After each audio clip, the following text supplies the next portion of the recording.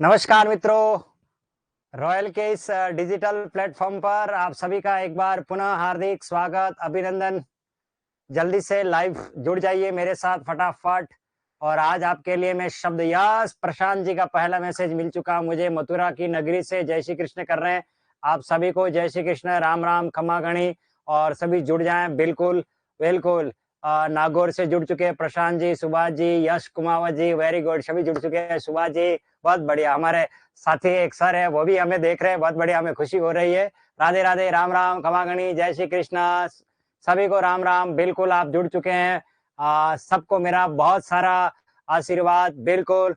अनिल मीना जी, जय श्री कृष्ण, सुमन सादर प्रणाम करते हैं। बिल्कुल, यशस्वी भव, कीर्तिवान भव, आयुर्बलम धन धान्यम शुभाशम। बिल्कुल सभी जुड़ चुके हैं। लेकिन आज आपको मैं बता देता हूँ, आप मेरे आज शेड्यूल में क्लास नहीं थी। आपके शब्द युग्म का पार्ट 27 दिसंबर को होने वाला था, लेकिन न हो सका, इसलिए आज उसको मैं लेकर के आया। शब्द युग्म का पार्ट फर्स्ट है और अगली जो हमारी क्लास होगी उसको हम पार्ट 2 में लेंगे। और मैं आज आपको एमसीक्यू के साथ कुछ थ्योरिकल पार्ट भी पढ़ाने वाला हूं, जो सैद्धांतिक बातें होती हैं, जो आपके लिए अच्छी सहायता रहेगी उसको, कि हम किस तरीके से कंटेंट को पढ़ें और किस तरीके से हमेशा हमारी क्लास होती है उसी तरीके को मैं लेकर के आया हूं। तो जल्दी से लाइव जुड़ जाइए मेरे साथ। बिल्कुल सभी को, कन्यालाल जी, कल्पना जी, और सर आज तो हाँ बिल्कुल सभी जुड़ चुके हैं सर। बिल्कुल बिल्कुल। हाँ सभी तन्नु जी, यस, राधे राधे, बिल्कुल सभी को, बिल्कुल। राम राम, प्रणाम, जय श्री कृष्णा। हनुमानगढ़ से राम राम, कमलेश जी, बिल्कुल जुड़ चुके हैं मेरे साथ, सभी जुड़े। हर हर महादेव, नीतू जी, यस, बिल्कुल सभी को राम राम है। आप जल्दी जुड़ जाइए। मैं आपको बता देता हूँ, मैं शब्द युग्म का टॉपिक लेकर के आया हुआ हूँ और इसमें आपको एमसीक्यू के साथ कुछ कंटेंट भी पढ़ाऊंगा। तो देखते हैं आज आपका पहला प्रश्न क्या है, और उसका उत्तर देने में आपको कोई दिक्कत आनी नहीं चाहिए। जल्दी से जुड़ जाइए। समश्रुत भिन्नार्थक शब्द। समश्रुत का मतलब होता है शब्द युग्म से ही है। यहाँ थोड़ी भाषा का है, चमत्कार है। शब्द युग्म शब्दों का जोड़ा होता है जो सुनने में एक जैसा लगता है, लेकिन जिस होता है उसे हम शब्द युग्म की श्रेणी में लेते हैं। जैसे समश्रुत भी कहते हैं, समुच्चारित भिन्नार्थक भी कहते हैं, या श्रुति सम भिन्नार्थक भी कहते हैं। खाटू श्याम की पावन धरा से राम राम, अंकित जी यस, राम राम कर रहे हैं, बिल्कुल सबको भी मेरा प्रणाम है। बलवंत जी यस, जय जोहार कर रहे हैं, बलवंत जी बात है। मोनू यादव जी, आप सब जुड़ चुके हैं मेरे साथ। बूंदी से दीनदयाल जी, कविता प्रजापति जी, बिल्कुल भीम जी, आप सबको अभिवादन है मेरा और स्वीकार है आपका भी अभिवादन। जल्दी से प्रश्न का उत्तर दे दीजिए मुझे, थोड़ा पढ़ लीजिए इससे पहले। हाँ, समश्रुत भिन्नार्थक शब्द मनुजात और मनुजात का क्रमशः अर्थ चुनिए। क्या अर्थ होगा, जल्दी से उत्तर बताइए। बिल्कुल मंजू जी, आपका कल्पना यस, अपने उत्तर की जांच करें बेटा, आपके चरणों में प्रणाम। आशु जाखर जी कह रहे हैं मंजू प्रजापति जी, बिल्कुल स्किप कुछ कुछ ऐसे हैं स्टूडेंट जो इस प्रश्न को स्किप कर रहे हैं। थोड़ा स्किप भी हो रहा है, लेकिन कोई बात नहीं, नहीं आता तो कोई दिक्कत नहीं है, थोड़ा समझ लेंगे हम उसे। चलिए थोड़ा और मैं कमेंट पढ़ लेता हूं तब तक, किन किन के क्या क्या उत्तर आ रहे हैं जल्दी से।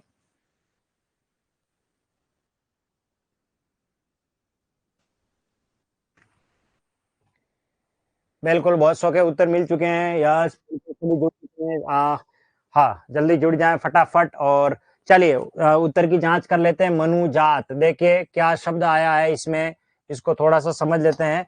मनुजात, मनुजात और मनुजात, ये इसका उत्तर होगा चौथे। मनु से उत्पन्न, जात का मतलब होता है जन्म लेने वाला, मनु से उत्पन्न होने वाले, ये मनुष्य के लिए आता है। और मनुजात मनुष्य को खाने वाला। बहुत ही अच्छा शब्द है मित्रों ये शब्द युग्म। मनुजात का अर्थ होता है मनु से उत्पन्न, और मनु से उत्पन्न होता है तो आपने प्रत्यय अगर मेरे से पढ़े होंगे तो आपको पता होगा, मनु में अगर अ लगता है तो क्या बनता है, मानव। क्या बनता है, मानव। ये संतानवाचक शब्द है। मनु की संतान मानव, धनु की संतान दानव, रघु की संतान राघव। गुरुजी मेरा ठीक था, बिल्कुल सभी का सही होगा।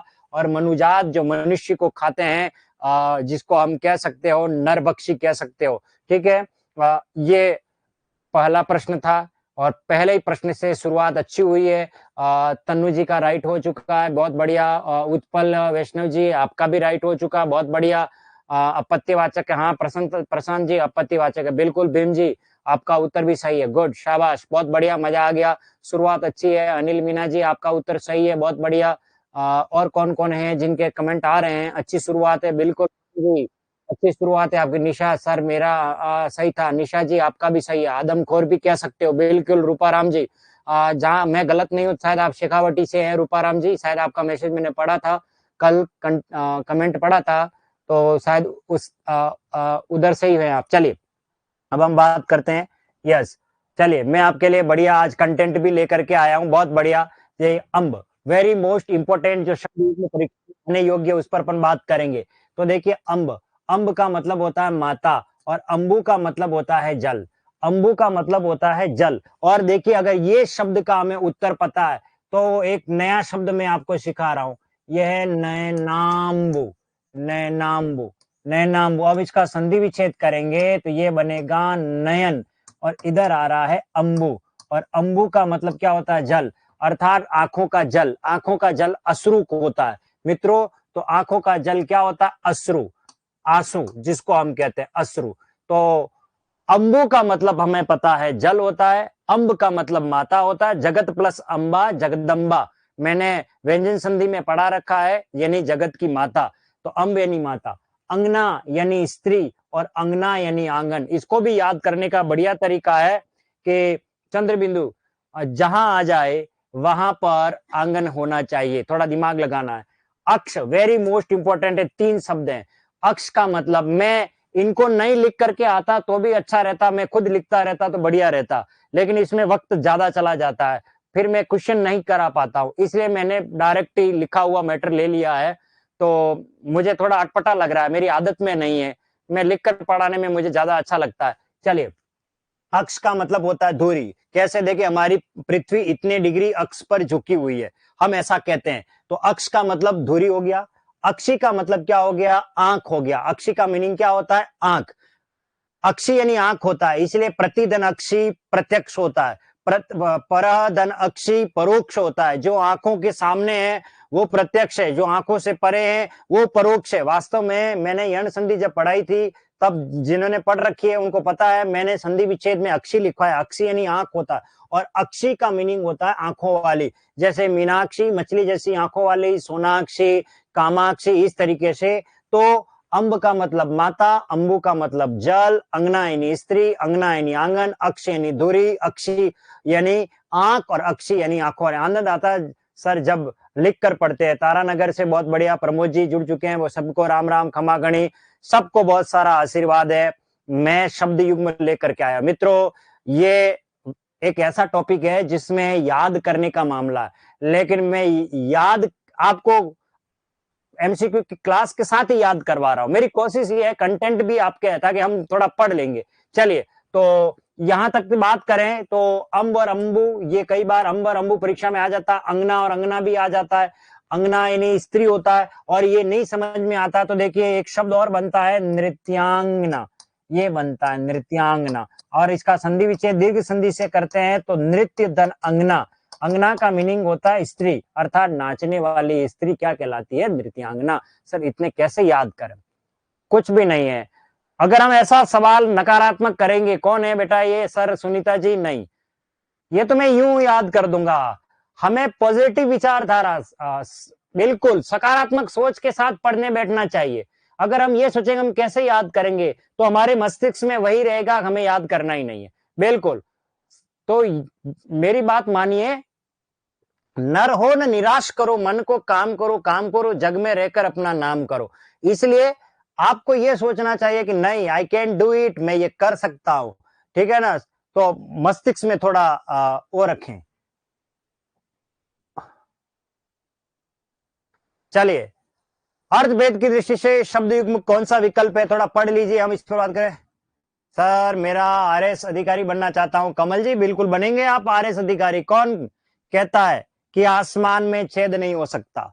कौन कहता है कि आसमान में छेद नहीं हो सकता? एक पत्थर तो तबियत से उछालो यारो, इसलिए हिम्मत होनी चाहिए। जल्दी करिए फटाफट, इस प्रश्न का क्या उत्तर है आपको बताना है। क्या है कि अर्थभेद की दृष्टि से शब्द युग्म का कौन सा विकल्प सही है? जलद जलज, अवधि अवधि, ग्रह गृह, अपत्य अपत्य। पूछा क्या है, कौन सा सही है ये पूछा है। अर्थभेद की दृष्टि से कौन सा शब्द युग्म का जो भेद है वो सही है ये आपको बताना है।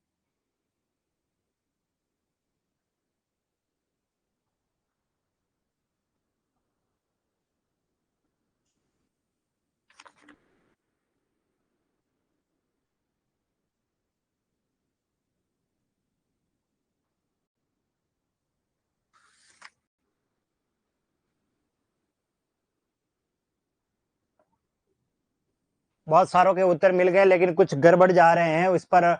सही पूछा है मित्रों, सही पूछा है तो थोड़ा सा दिमाग लगाना है। तो इसमें सही कौन सा होगा? चौथा, अपत्य। अपत्य का मीनिंग होता है संतान, में पढ़ा चुका हूं, संतति जिसको कहते हैं, औलाद, संतानवाचक शब्द में आता है। और अपथ्य जो बीमार के लिए उपयुक्त न हो, जैसे समोसा है, जैसे कचौड़ी है, इस तरीके का जो वसा वाला तेलीय पदार्थ जो होता है वो रोगी के लिए प्रोहिबिटेड है, मनाही वाला है। तो अपत्य का मीनिंग होता है संतान, अपत्य का मतलब जो बीमार के लिए उपयुक्त न हो। अब यहाँ बात करें तो देखिए जलद, जलद का मीनिंग कमल नहीं होता, जलद का मीनिंग होता है बादल। जलद का मीनिंग क्या होता है? बादल। और जलद जो जल में जन्म लेता है उसे क्या कहते हैं? कमल। इसका मतलब यहाँ क्रम चेंज कर दिया है। तो हमें बहुत संभल करके प्रश्नों के उत्तर देना है। अवधि और अवधि ये वेरी मोस्ट इंपोर्टेंट है मित्रों, जो आगे आपको पढ़ाने वाला भी हूं मैं। अवधि, अवधि का मतलब क्या होता है? अवधि का मतलब होता है समय सीमा। जैसे मैं ये कहूं कि परीक्षा की अवधि 3 घंटे, इसका मतलब समय सीमा। और अवधि, अवधि एक भाषा तो नहीं कह सकते, अवधि एक बोली है। सही मायने में देखा जाए हिंदी की एक बोली है, लेकिन परीक्षा में अगर भाषा मिल जाए तो मान लेना सही है। भाषा विस्तृत होती है, व्यापक होती है, और बोली एक सीमित क्षेत्र में बोली जाती है। तो अवधि बोली है वास्तव में। तो हिंदी की 18 जो बोलियां है उनमें से अवधि है, ब्रज है, मगही है, भोजपुरी है, पूर्वी हिंदी है, पहाड़ी है। इस तरीके से हम बात करें तो हिंदी का एक क्षेत्र है, 10 जो हिंदी भाषी राज्य है उसमें हिंदी बोली जाती है। लेकिन हिंदी भाषा है और अवधि एक हिंदी की बोली है। ये सटीक आंसर है वैसे। पर अवधि, जैसे रामचरितमानस अवधि में लिखा गया है, तुलसीदास जी ने जो रामचरितमानस लिखा है वो अवधि में लिखा गया है, और सूरदास ने जो लिखा है वो ब्रज में लिखा गया है ज्यादातर। सुर सागर, सुर सारावली है ना, साहित्य लहरी, इस तरीके के। तो ग्रह और गृह की बात करें तो देखिए ग्रह, ग्रह का मतलब होता है नक्षत्र आदि आकाशीय पिंड, नहीं ये वाला, हाँ हाँ आकाशीय पिंड। और गृह का मीनिंग होता है घर। ये आंसर सही होना चाहिए था, लेकिन इन सब में क्रम चेंज हो गया है। तनु जी आपका उत्तर सही है, भीम जी आपका उत्तर सही है, भावना जी क्या इमोजी दे रहे हैं मुझे समझ में नहीं आ रहा। सर मेरा आंसर सही था, 2 क्वेश्चन का, बहुत बढ़िया, सबका सही है। तो ये क्रम चेंज हो गया है, ये थोड़ा आपको सावधानी रखनी चाहिए थी। चलिए अगले प्रश्न पर आते हैं। आभरण और आमरण में क्या अंतर है? थोड़ा आंसर बता दीजिए सर। सर आज आभरण और आभरण में क्या अंतर है ये बताइए फटाफट। आभरण और आमरण में क्या अंतर है?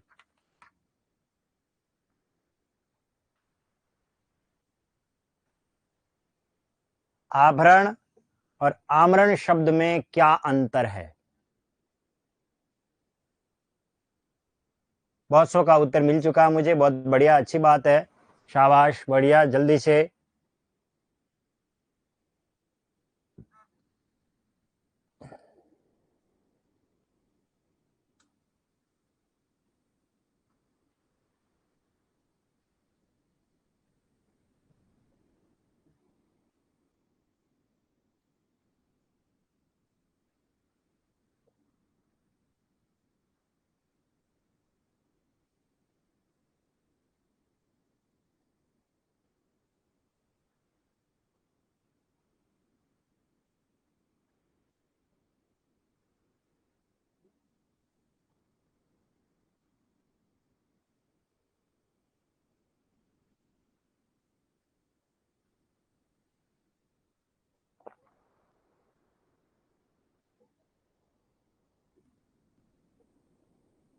बहुत अच्छा।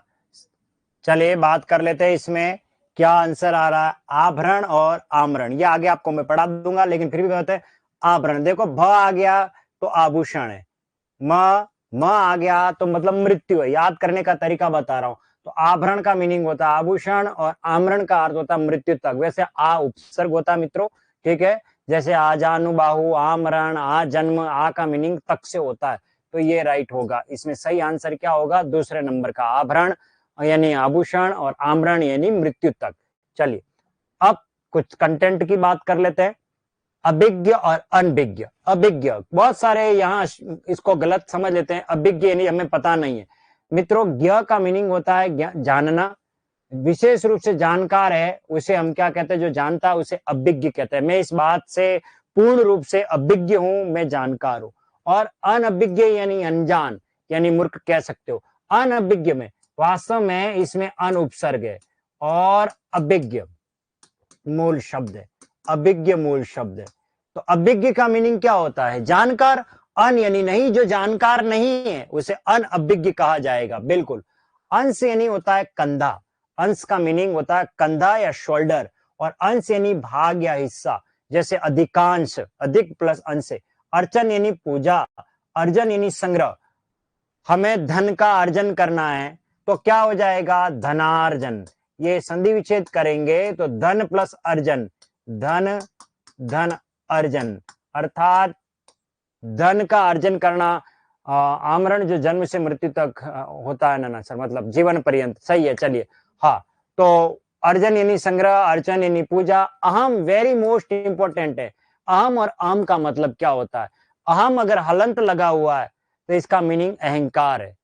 अहम एक अहंकार के रूप में प्रयुक्त होता है। और आम का मीनिंग मैं, और ये मैं संस्कृत में प्रयुक्त होता है। अहम का मीनिंग संस्कृत में क्या होता है, मैं।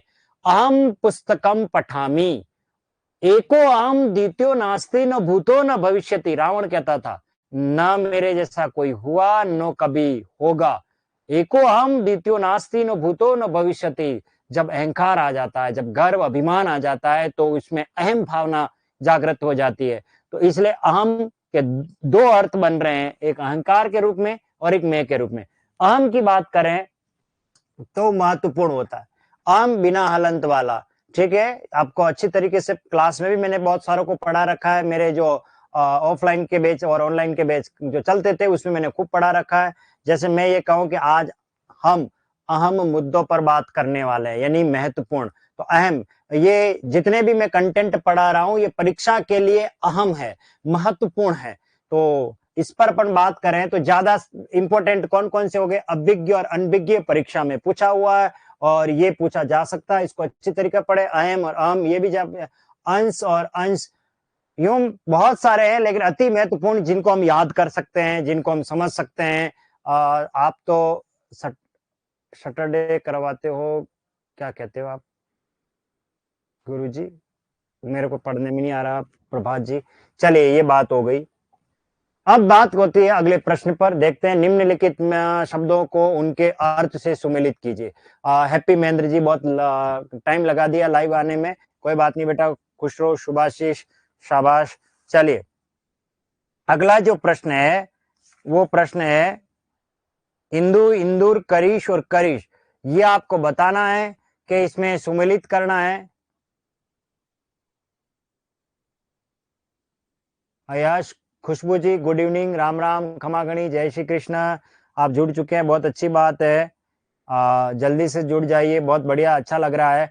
इस प्रश्न में कौन सही जा रहा है देखते हैं। सही देखते हैं कौन सही जा रहा है। मैक्सिमम सही जा रहे हैं, बहुत बढ़िया। सरोज जी बिल्कुल, तन्नु जी, हर्षित जी आप भी सही है। और कौन है, किरण जी, यस बहुत बढ़िया, सबके उत्तर लगभग सही जा रहे हैं। जसू जी आपका, अर्चना कह रही है प्रणाम गुरुदेव, बहुत बढ़िया, प्रणाम बेटा, खुश रहो, शुभाशीष। इस प्रश्न का उत्तर, चलिए बात कर लेते हैं।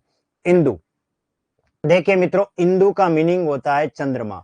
इंदु का मीनिंग चंद्रमा, यानी पहले के लिए आ गया ख। इंदुर, इंदुर का अर्थ होता है चूहा, यानी दूसरे के लिए आ गया क।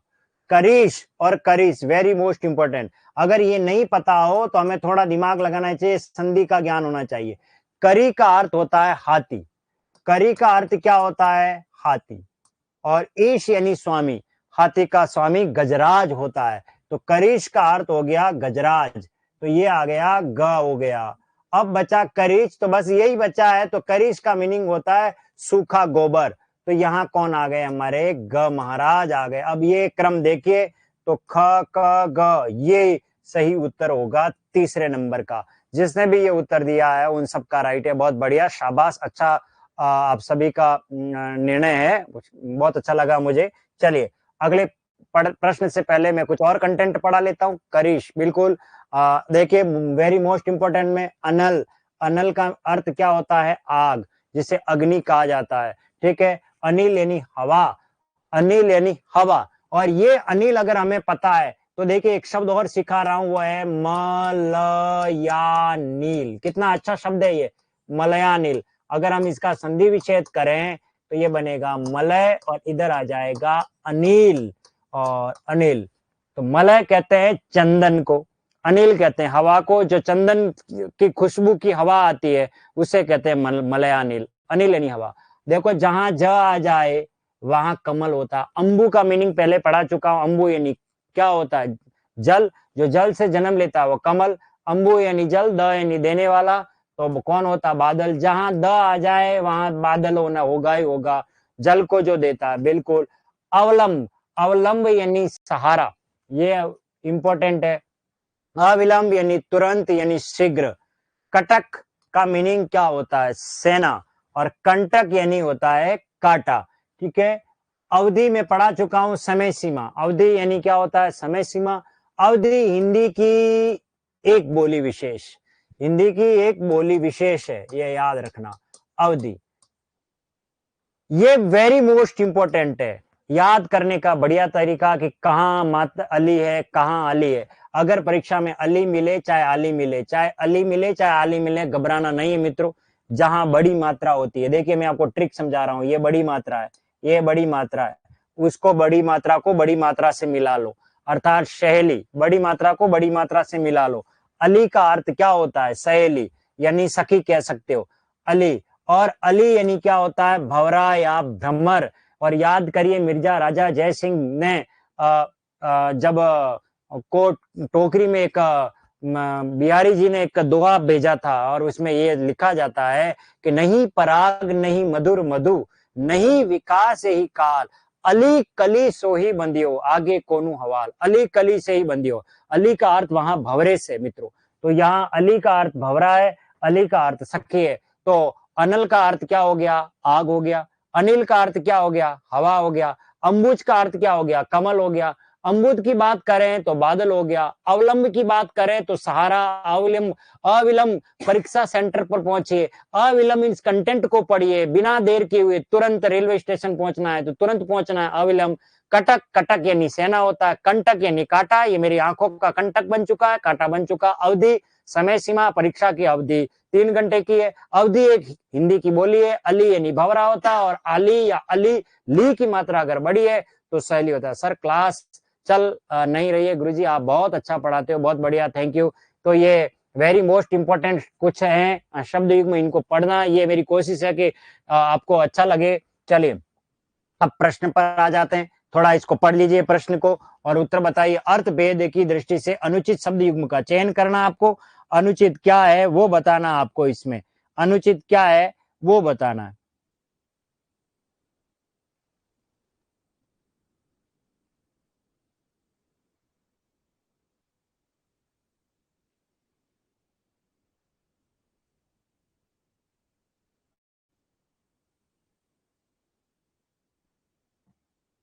बहुत बढ़िया तनु जी, शाबाश, आपका उत्तर सही जा रहा है। इसका सही उत्तर बिल्कुल जस्सू जी, आपका भी उत्तर सही है। हर्षित जी उत्तर थोड़ा सा गड़बड़ है आपका, एक बार चेक करें। बिल्कुल बहुत सारे सही नहीं जा रहा है मामला, इस प्रश्न में थोड़ा सा उलझने वाला है, थोड़ा ध्यान पूर्वक करें बेटा, थोड़ा दिमाग लगाएं। बहुत अच्छा प्रश्न है ये, शानदार है। ठीक है, चलिए इस पर बात कर लेते हैं। देखो ये है उदात्त, उदात्त का मतलब होता है विनम्र, विनम्र का मतलब होता है जिसे सज्जन कह सकते हो, दयालु कह सकते हो, सहिष्णु कह सकते हो, उदार मन वाला, उसे हम क्या कहते हैं, उदात्त। आपके विचार बड़े उदात्त है, बहुत विनम्रता से जो पेश आता है उसके लिए उदात्त शब्द है। और उद्दान, उद्दान यानी बंधन, ये बिल्कुल सही है, उद्दान है, हम उद्यानों में बंधे हुए हैं, अर्थात बंधनों में बंधे हुए हैं। ठीक है। कृमि, देखो कृमि यानी कीड़ा, जैसे टैप वर्म, फीता कृमि जिसको हम कहते हैं, और कर्मी यानी कर्मचारी, जैसे सफाई कर्मी होते हैं। तो ये बिल्कुल सही है, इसमें कोई दिक्कत ही नहीं है। चास यानी नीलकंठ यानी मोर, उसको कहते हैं हम चास कहते हैं, मोर को कहते हैं नीलकंठ को कहते हैं। नीलकंठ का अर्थ क्या होता है, मोर होता है मित्रों। ठीक है।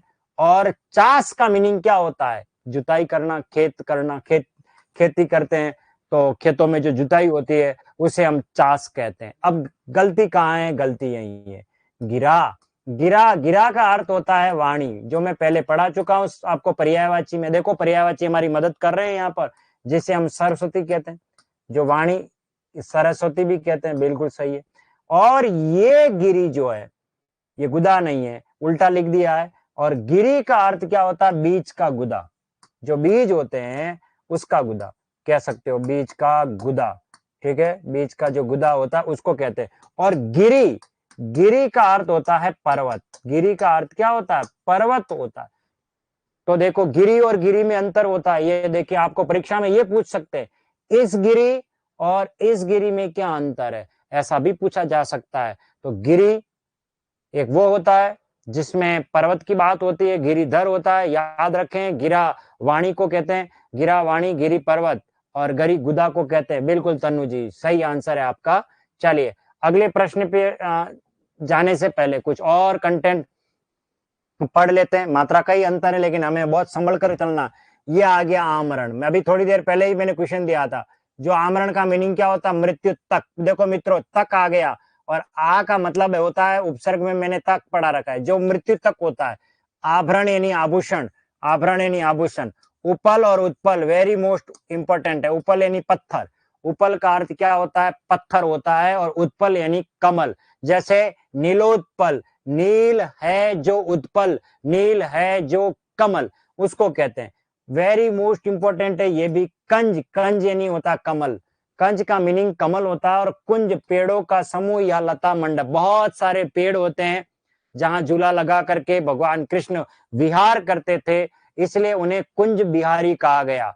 कुंज में विहार करते थे, कुंज बिहारी नाम इसीलिए पड़ा हुआ। पहाड़ अचल गिरी, हाँ बिल्कुल सही लिख रहे हो आप। तो कंज यानी कमल हो गया, कुंज यानी पेड़ पौधों का समूह, लता मंडप उसे हम कहते हैं। ये इंपॉर्टेंट है मित्रों। रित, रित का मीनिंग होता है सत्य, ऋत का मीनिंग सत्य होता है। और ऋतु वर्षा आदि ऋतु है। लेकिन एक और बात होती है, इसमें एक शब्द और आता है ऋजु। और ऋजु, ऋजु का अर्थ होता है सीधा, ऋजु का अर्थ क्या होता है, सीधा। ऋजु का मतलब क्या होता है, सीधा। हो सकता है आपको ऋजु और ऋतु में प्रश्न पूछ ले, तो ऋजु कहते हैं सीधा, और इसी से बनता है ऋजु कौन, सरल कौन, सीधा या सीधा। आप इसके लिए एक शब्द काम में ले सकते हो, सरल। कुल, कुल यानी वंश या योग, जैसे मेरा जन्म ब्राह्मण कुल में हुआ, वंश कह सकते हो। मेरे पास कुल इतने रुपए हैं, यानी योग की बात कर रहे हैं तो दोनों में कुल का प्रयोग करेंगे। और कुल यानी होता है किनारा, जैसे प्रतिकूल एक शब्द बनता है, किनारे के सामने वाला किनारा। ये अभी प्रश्न में मैंने पूछा, ग्रह यानी नक्षत्र होता है, गृह यानी घर होता है। जगत और जगत परीक्षा में पूछा हुआ है, जहां हलंत लगे वहां संसार होगा। और जगत यानी कुएं का चबूतरा। तो इस तरीके से अगर हम बात करें तो आमरण यानी मृत्यु तक हो गया, आभरण यानी आभूषण हो गया, उपल यानी पत्थर, उत्पल यानी कमल। और इसके नीलोत्पल, नील, नील है जो कमल कर्मधारय समास का निर्माण भी करता है यहाँ पर। कंज यानी कमल हो गया, कुंज यानी पेड़ पौधे, लता मंडप उसे कहते हैं, इसी से बना है कुंज बिहारी। याद करने की बात बता रहा हूं आपको। ये ऋजु और ऋतु में प्रश्न पूछ सकते हैं। ऋजु का अर्थ सीधा या सरल कह सकते हो, और ऋत का मीनिंग क्या होता है, सत्य होता है। और जो इसका अपोजिट अनृत होता है, जिसका मतलब जो सत्य नहीं होता। कुल यानी वंश, कुल यानी हम बात करें तो किनारे की बात कर रहे हैं। और ग्रह यानी नक्षत्र, और गृह यानी घर होता है। जगत यानी कुएं का चबूतरा, और जगत यानी संसार। और इस जगत का प्रयोग हम व्यंजन संधि के रूल नंबर फर्स्ट में करते हैं। जगत धनईस जगदीश, याद हो तो। मैंने व्यंजन संधि पढ़े, नाइस क्लास सर जी, बहुत बहुत बढ़िया, शाबाश। चलिए अगले पर बात करते हैं, नियत और नियति में क्या अंतर। चलिए उत्तर बताइए, नियत और नियति में क्या अंतर है, थोड़ा सा दिमाग लगाना आपको। नियत, नियति और आपके लिए एक और शब्द मैं बाद में पढ़ा दूंगा, ये है नियत। एक साथ 3 शब्द पढ़ते हैं हम, नियत और नियत और नियति। ये आपके 3 शब्द है। आपको तो उत्तर बताना है कि नियत और नियति का क्रमशः अर्थ भेद क्या होगा, इसे आपको चुनना है। नियत, अगर मैं ये कहूं कि अगर आप नियत समय पर परीक्षा सेंटर पहुंच जाओगे तो निश्चित तौर पर आधा तो मनोवैज्ञानिक जो दबाव है वो कम हो जाएगा और इसकी नियति भी अच्छी होगी कि आपको सकारात्मक परिणाम मिलेगा। चलिए मैंने हिंट दे दिया आपको, इसमें थोड़ा दिमाग लगाएं। वाक्य प्रयोग करने के बाद मैंने थोड़ा हिंट देते हुए आपको बताया है। उत्तर जा रहे हैं, देखते हैं इसका सही उत्तर क्या होगा। लगभग सबने मेरी बात को पढ़ लिया, समझ लिया, इसलिए उत्तर धारा प्रवाह में चल रहे हैं और एक ही आंसर मिल रहा है मुझे, और वो आंसर मिल रहा है यस, नियत। तो नियत का अर्थ होता है निश्चित, नियत समय पर, निश्चित समय पर। और नियति, मेरे नियति में शिक्षक बनना था तो मैं आपको पढ़ा रहा हूं। तो भाग्य, नियति क्या होता है, भाग्य जिसे प्रारब्ध कहा जाता है, ये ध्यान रखना। और नियत, नियत का अर्थ होता है मंशा, जिसे इरादा कह सकते हो। अरे उस व्यक्ति के नियत में खोट है, उस लड़के के नियत में खोट है, उसे नोट्स मत देना, इसका मतलब उसकी मंशा, उसका इरादा क्या है। तो किसी की नियत पर हम जाते हैं, बात करते हैं, ये नियति, नियत यानी उसकी मंशा, इरादा क्या। सर आपका पढ़ाने का तरीका क्या शानदार है, बेहद, बहुत बढ़िया, शाबाश। चलिए प्रशांत जी चौधरी, आपने ये लिख करके मुझे और अगले क्लास को बढ़िया अच्छी तरीके से लेकर के आऊं, ये मुझे जो ऊर्जा दी उसके लिए धन्यवाद। चलिए, तो नियत मेरे ख्याल से आपको याद हो जाएंगे आज सारे के सारे। नियत यानी निश्चित, नियति का अर्थ होता है भाग्य, और नियत यानी मंशा, जिसे हम मन की इच्छा या इरादा कह सकते हो। चलिए अगला प्रश्न है, निम्नलिखित में से कौन सा शब्द युग्म सही नहीं है। इनके इरादे नेक नहीं है, हाँ वही इरादे कह सकते हो आप, इरादा कह सकते हो, ठीक है। जल्दी से आ जाइए, कौन सा शब्द युग्म सही नहीं है।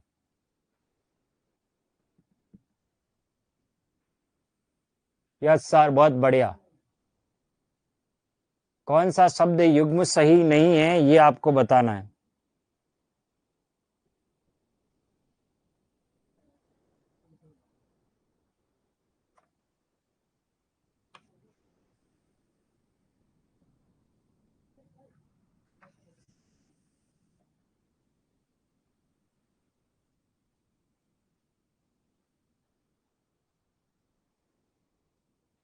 बिल्कुल सबने सही आंसर दिया है, क्योंकि प्रश्न ही बहुत अच्छा है सर। आप बिल्कुल, चलिए बात कर लेते हैं। देखो ये देखो, दिवा, दिवा का अर्थ दिन होता है, बिल्कुल। दिवारात्रि की जगह दिवारात्र लिखते हैं अपन, सही वही है, ठीक है। और दिवा यानी दिया, दिवा और दिया ये बहुत अच्छे शब्द है, मैं पहले भी पढ़ा चुका हूं। दिवा का मतलब दिन, दिवा यानी दिया।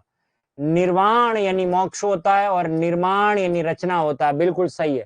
और ये वेरी मोस्ट इंपोर्टेंट है, आरपीएससी में आया हुआ पण और पर्ण। पण का मतलब मूल्य होता है, पण का मीनिंग मूल्य होता है, पण का मतलब कौड़ी भी होता है, ये ध्यान रखना। और पर्ण यानी पत्ता, बिल्कुल सही है। लेकिन यहां मामला अलग है, प्रकोप, जलयान या पारस पत्थर, ये नहीं होगा। यहां मतलब प्रकोप, प्रकोप बाधा को कह सकते हो। प्रकोप का अर्थ क्या होता है, बाधा। और प्रकोट जिसे परकोटा कह सकते हो, परकोटा यानी सीमा में बांधना, सीमा में बांधना, परकोटा कह सकते हो आप, ये ध्यान रखें। थोड़ा सा शब्दों को पढ़ें कि क्या अर्थ जा रहा है। तो प्रकोट यानी सीमा, या परकोटा कह सकते हो, परकोटे की सीमा। और प्रकोप यानी बाधा, तो ज्यादा सही हो जाएगा आपका प्रकोप। प्रकोप का मतलब बाधा, प्रकोट यानी सीमा कह सकते हो। चार हर दीवारी में जब हम बात करते हैं, भय भी हो सकता है ना, बिल्कुल। किसका भय होगा मुझे पता नहीं, किसको कह रहे हो। हाँ ये सही है। चलिए अगली बात, नहीं पहले, इससे पहले हम बात करें तो कौन सा उत्तर सही होगा, ये सही नहीं है, वो ये नहीं। अगली बात करें तो यस, कमलजीत सिंह जी भी आप मेरे साथ जुड़ चुके हैं। चित्तौड़गढ़, दुर्ग, परकोटा, हाँ। तो तरणी, तरणी कल पढ़ा के गया हूं। देखिए तरणी का मीनिंग क्या होगा, सूर्य होता है। तरणी यानी क्या होता है, नाव। और तरुणी यानी युवती, ये मैं पढ़ा चुका हूं। तरणी का मीनिंग सूर्य होता है और तरणी की अर्थ होता है नाव, और तरुणी यानी युवती। लेकिन ध्यान रखना एक और शब्द होता है तरुण, और तरुण का मीनिंग होता है जवान। तरुण का मीनिंग क्या होता है, जवान, यह याद रखना। तरंग, तरंग का मतलब होता है लहर और लहर। तुरंग यानी घोड़ा, तुरंत यानी शीघ्र। तुरंत रेलवे स्टेशन सर आप बहुत अच्छे से समझाते हो, बहुत बढ़िया, अच्छा लग रहा, मजा आ गया, मुझे भी अच्छा लगता है। ये वेरी मोस्ट इंपॉर्टेंट है मित्रों। इन जो शब्द आज पढ़ा रहा हूं इनको तो आप पढ़ ही लेना, इससे बाहर तक क्या जाएंगे, ठीक है। और भी अगले शब्द युग्म का भाग 2 लेकर के आऊंगा, उसमें भी और कंटेंट लेकर के आऊंगा। तो तरणी यानी सूर्य, तरणी यानी नाव, तरुणी यानी युवती, तरंग यानी लहर, तुरंग यानी घोड़ा। और तटिनी का अर्थ नदी होता है, बिल्कुल मनीष मीना जी, तटिनी यानी नदी होता है, बिल्कुल। तुरंत यानी शीघ्र। द्रव यानी तरल पदार्थ, जिसे इंग्लिश में लिक्विड कहते हैं हमारे। जैसे पेट्रोल, डीजल, जल, ये लिक्विड फॉर्म है, ये तरल पदार्थ में आता है, जिसे द्रव कहते हैं। और आपने साइंस पढ़ी हो 10वीं तक में, तो आता है पदार्थ की 3 अवस्थाएं होती है, ठोस, द्रव और गैस, वो वाला द्रव है। और द्रव्य जिसे हम धन पदार्थ कहते हैं, उसे द्रव्य कहते हैं। बिल्कुल बढ़िया क्लास है sir ji, thank you so much, मजा आ गया मुझे भी आपके कमेंट पढ़ के। यस, ये आ गया, देखिए उपल और उत्पल अभी पढ़ाया और अभी प्रश्न आ गया। क्या मजा आ रहा है आपको, देखिए शानदार तरीके से प्रश्न बन रहे हैं और आ रहे हैं, और आपके उत्तर भी बड़े शानदार मिल रहे हैं मुझे। उपल और उत्पल में क्या अंतर है, लगाओ दिमाग फटाफट।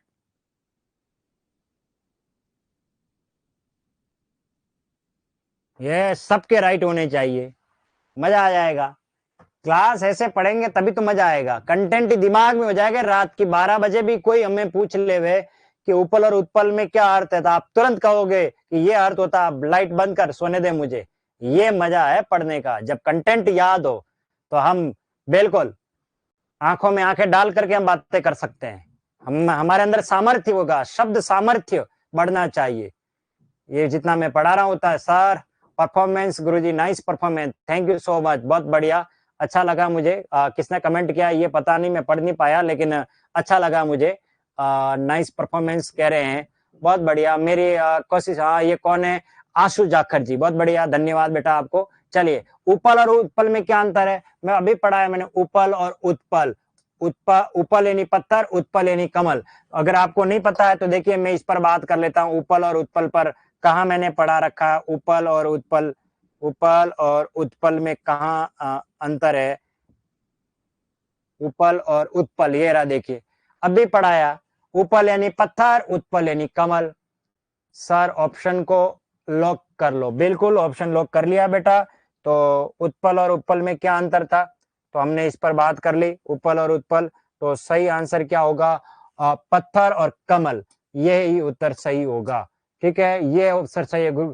गजब गुरुजी, आपके आशीर्वाद से अब की बार फतेह कर देंगे कृषि पर्यवेक्षक। बिल्कुल रूपाराम जी, आप कर लोगे। सावरिया सेठ की जय हो, यस राम प्रजापति, बिल्कुल मजा आ गया। चलिए कुछ और कंटेंट पढ़ लेते हैं, फिर अपन और आगे चलेंगे। जोरदार शानदार क्लास सर जी, शंभू जी बहुत बढ़िया। भरतपुर के अजय धरा और चौहान फैमिली की तरफ से बिल्कुल आपको भी बेटा, बिल्कुल बिल्कुल। देव, देव यानी देवता और देव यानी भाग्य। अगर आपको ये नहीं पता तो मैं आपको बता दूं, सुंदरकांड में हम पढ़ते हैं देव देव आलसी पुकारा। तो देव, देव का मीनिंग भाग्य होता है और देव यानी देवता होता है। प्रसाद यानी कृपा। अगर गुरुजी आपका प्रसाद रहा, आपकी कृपा रही, तो निश्चित तौर पर हम हिंदी पढ़ लेंगे। और प्रासाद, प्रासाद यानी राजमहल, ये वेरी मोस्ट इंपॉर्टेंट है, हमारे ध्यान रखना है। प्रथा यानी कुंती और प्रथा यानी रीति रिवाज।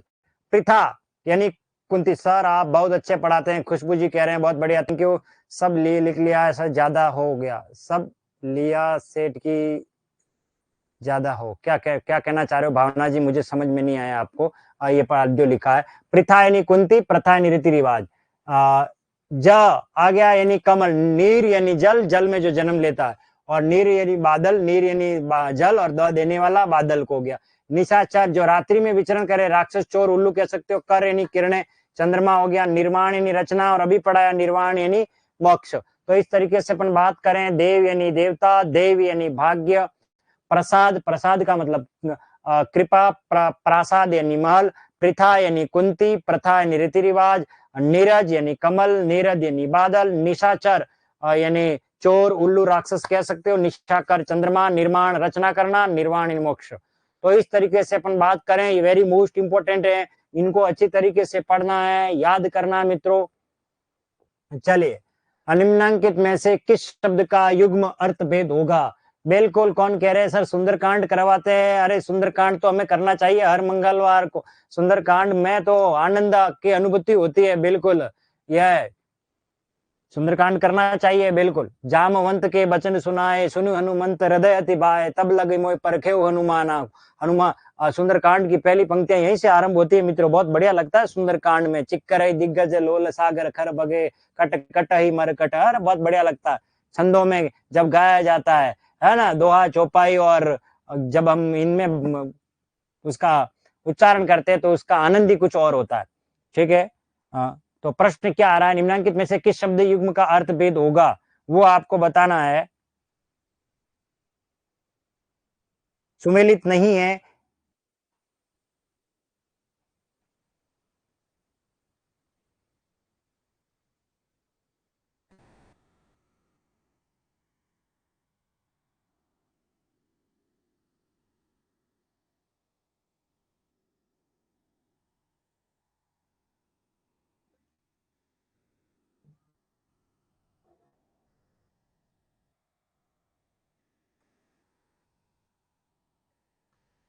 मित्रों, ये प्रश्न थोड़ा सा टाइपिंग एरर है। इसमें यूं समझना है, निम्नलिखित में से किसमें शब्द युग्म का अर्थ भेद सुमेलित नहीं है?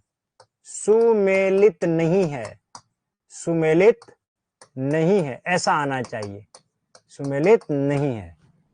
ठीक है, कौन सा अर्थ भेद ऐसा है जो सुमेलित नहीं है? मोर, मोर में, नर, नार में, वारिश, वारिश में, या पायक या पावक में। बिल्कुल, ये आपको पढ़ना है। थोड़ा सा दिमाग लगा लो फटाफट, कोई ज्यादा नहीं है। बहुत सौ का उत्तर प्रश्न संख्या 9 का मामला चल रहा है हमारे। बिल्कुल, चलिए हम बात करें तो देखिए, मोर, मोर का मतलब मुकुट, और मोर एक पक्षी होता है। मोर, जैसे हम कहते हैं कि सिरमौर है, मोर यानी ताज, मुकुट को कहते हैं। नर, नर यानी पुरुष होता है, नार यानी स्त्री को कहते हैं। बिल्कुल, वारिश यानी उत्तराधिकारी, और वारिश, वारिश यानी सागर, वारिश यानी समुद्र। देखिए, यह है वारी, वारी का अर्थ होता है जल, और ईश का मतलब होता है स्वामी, जल का स्वामी। इस दुनिया में जितना भी जल है वो समुद्र में समाहित हो जाता है, इसलिए उसे हम समुद्र कहते हैं। सागर को हम क्या कहते हैं? समुद्र कह सकते हो आप।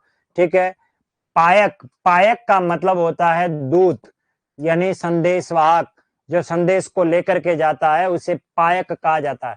और पावक का अर्थ होता है अग्नि, यानी आग कह सकते हो। ठीक है ना। और पवित्र को कहते हैं पावन, पवित्र को क्या कहते हैं? पावन। तो यहाँ गड़बड़ कौन सा है? ये उत्तर राइट होगा, चौथा उत्तर सही होगा। पायक यानी दूत होता है, पावक यानी अग्नि होता है, पवित्र यानी पावन होता है। जिसने भी ये उत्तर दिया उन सभी का आंसर सही है।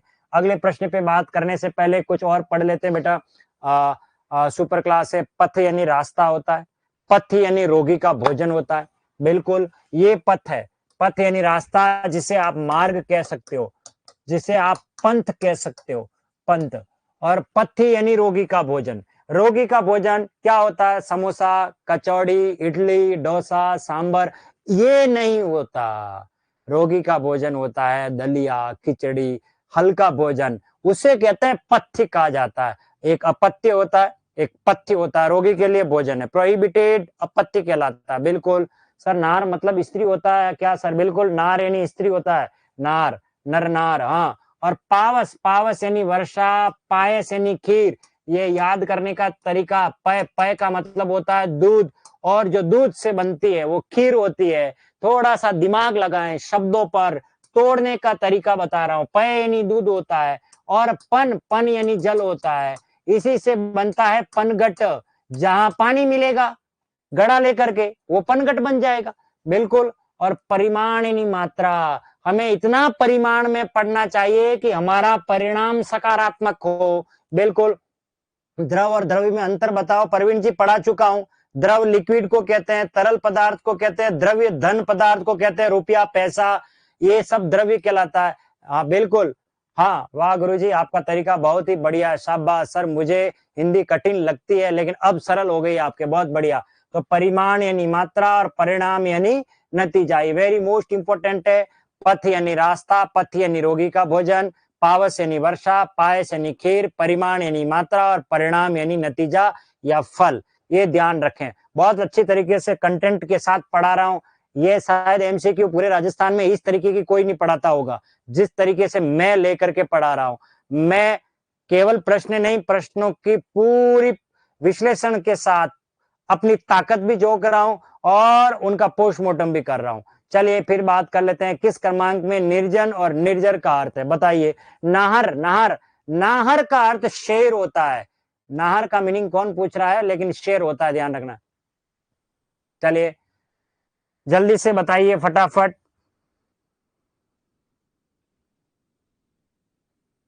किस क्रमांक में निर्जन और निर्जर का अर्थ भेद हो है, यह आपको बताना है। हाँ बहुत अच्छा है ये प्रश्न, थोड़ा सा दिमाग लगाना आपको। किस क्रमांक में निर्जन और निर्जर का अर्थ भेद है ये बताना आपको। देखिए याद करने का देखो बढ़िया तरीका, जन, जन का मीनिंग होते हैं लोग, और निर यानी नहीं। जहां लोग ही नहीं रहेंगे वो क्या होगा, वो एकांत होगा। और जो एकांत होता है उसे हम क्या कहते हैं, जन रहित। जन रहित, जो जन रहित होता है। और निर्जर जो कभी बूढ़ा नहीं होता, वो भगवान देवता, उसे देवता कहते हैं। और इसके साथ एक और होता है मित्रों, निर्जर, जो कल भी पढ़ाया। निर्जर यानी झरना कहते हैं हम। निर्जर यानी क्या होता है, झरना।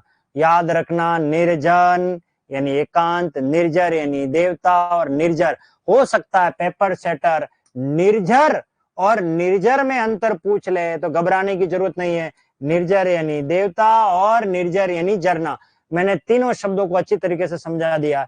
चलिए अगले प्रश्न पर आते हैं। किस विकल्प के शब्द युग्म अर्थ की दृष्टि से सुमेलित नहीं है, प्रणीत और प्रणीता, प्रमथ या प्रमथ, मुशल या मुसली, वसन या व्यसन। थोड़ा पढ़ लीजिए इसको और फिर अपन बात कर लेते हैं। मैं थोड़ा साइड ले लेता हूं ताकि आपको पूरा कंटेंट एक साथ दिख जाए।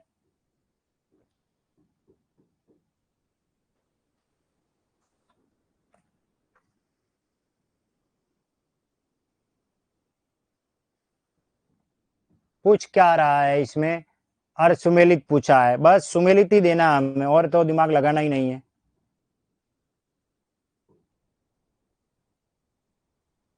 फटाफट उत्तर दीजिए, फटाफट, बहुत बढ़िया। कुछ सही जा रहे हैं, कुछ गलत जा रहे हैं।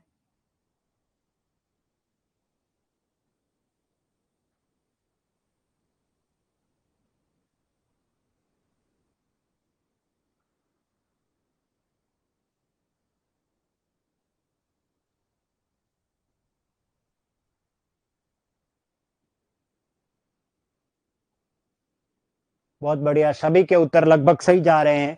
और सही आंसर देखिए, प्रणीत। प्रणीत का अर्थ होता है रचा हुआ। महाकवि कालिदास प्रणीत अभिज्ञान शाकुंतलम, यानी जिसको, और प्रणीता यानी रचने वाली, जो रचना करती है उसे हम प्रणीता कहते हैं। ठीक है, अब इस पे बात करें तो देखो, वसन और व्यसन। वसन का अर्थ होता है वस्त्र। वसन यानी क्या होता है, वस्त्र होता है। और व्यसन जिसे लत कह सकते हो, बुरी आदत कह सकते हो, ये वस्त्र और लत है। ये दांत और जानकारी ये नहीं हो सकता। मुसल और मुसली, मुसल, वैसे वास्तव में मुसल तो ये होता है मूसल। मुसल जो आप पता है हमारे किचन में अदरक आदि कूटने के काम आता है, उसको कहते हैं मूसल, है ना। ओखली में सिर दिया, मुसलों से क्या डरना, वो वाला मूसल है।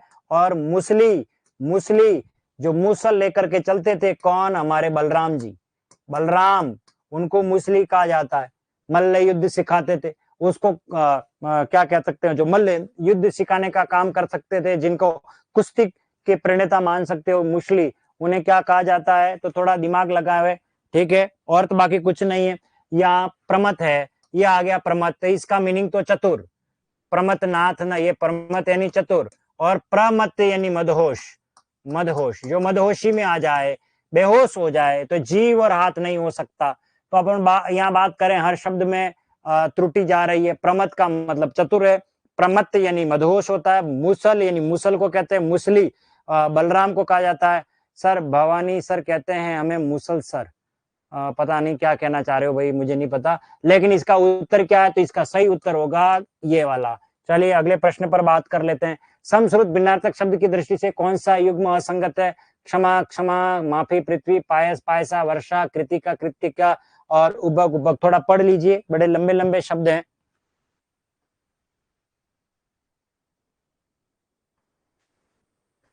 असंगत पूछा है तो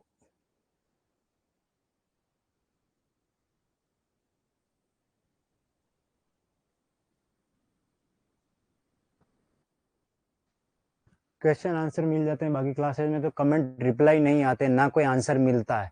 इस क्लास में बहुत बढ़िया आदरणीय गुरुजी, आपकी क्लास में तो क्वेश्चन के आंसर मिल जाते हैं, बाकी क्लास में तो कमेंट आंसर तो मैं एक्टिव रहता हूँ इसलिए मिल जाते हैं। और मेरी रुचि रहती है कि मेरे प्यारे बच्चे जो पढ़ रहे हैं उनके कमेंट में उनकी जो समस्या है उनका समाधान हो जाए तो अच्छा रहे, नहीं तो वो हमेशा उसके दिमाग में रहेगा प्रश्न कि इसका आंसर क्या होगा।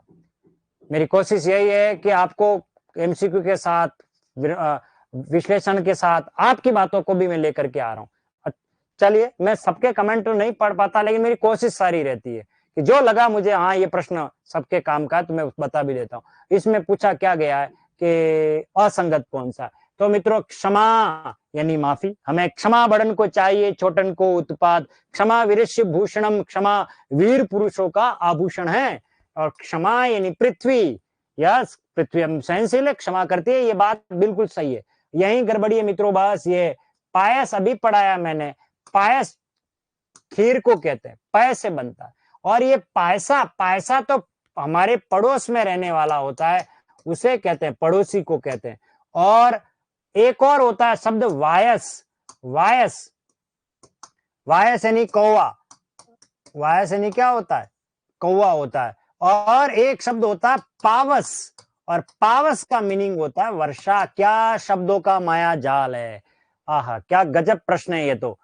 पायस, पायस यानी तो क्या होगा? खीर, और पायसा यानी पड़ोसी, ये तो है ही नहीं।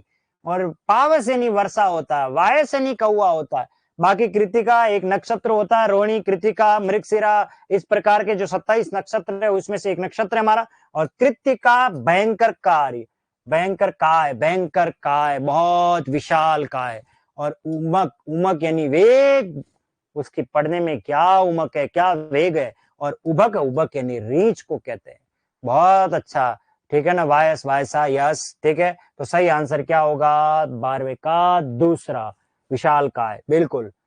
चपत और चंपत, बिल्कुल चंपत हो गए पैसे लेकर के और नजर ही नहीं आए। चपत और चंपत में क्या अंतर है बताएं, थोड़ा सा दिमाग लगाएं। चपत और चंपत, चपत और चंपत में अंतर बताएं।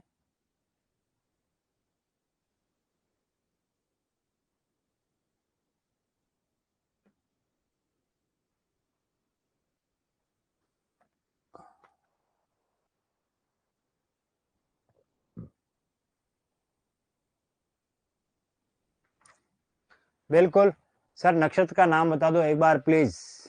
सारे बहुत सारे नक्षत्र हैं, चुचि चेले, अश्वनी, लीलू लेलू, भरणी, अयुवे, कृतिका, ओवा वेवणी, रोहिणी, वेवक की मृगशिर, है ना, बहुत सारे, स्वाति, अनुराधा, ज्येष्ठा, मूल, उत्तरा फाल्गुनी, पूर्वा फाल्गुनी, बहुत सारे नक्षत्र है, 27 नक्षत्र हैं।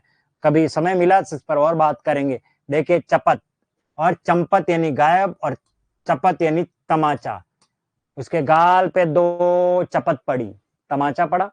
चंपत यानी गायब होना, बिल्कुल। चपत यानी चमचा, चंपत यानी चमचा कहाँ आ गया भैया, यहाँ चमचा कहाँ है, नहीं, दूसरा 2 ही राइट होगा, ठीक है। चलिए अगले, पयोज और पयोज में क्या अंतर है, इससे तो क्या हम बात करेंगे भैया। इससे सरल प्रश्न क्या हो सकता है?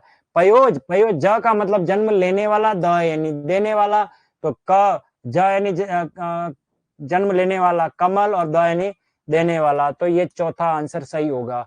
बहुत ही बढ़िया, लगभग सभी ने दे दिया ये तो आंसर।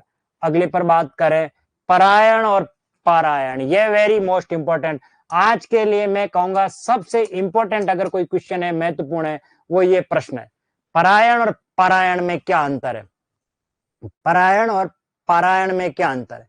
बिल्कुल, परायण देखिए, यहां वर्तमान परिप्रेक्ष्य में देखें तो कोई भी धर्म परायण नहीं है, कोई भी नेता धर्म परायण नहीं है, सिर्फ दिखाने की बात करते हैं।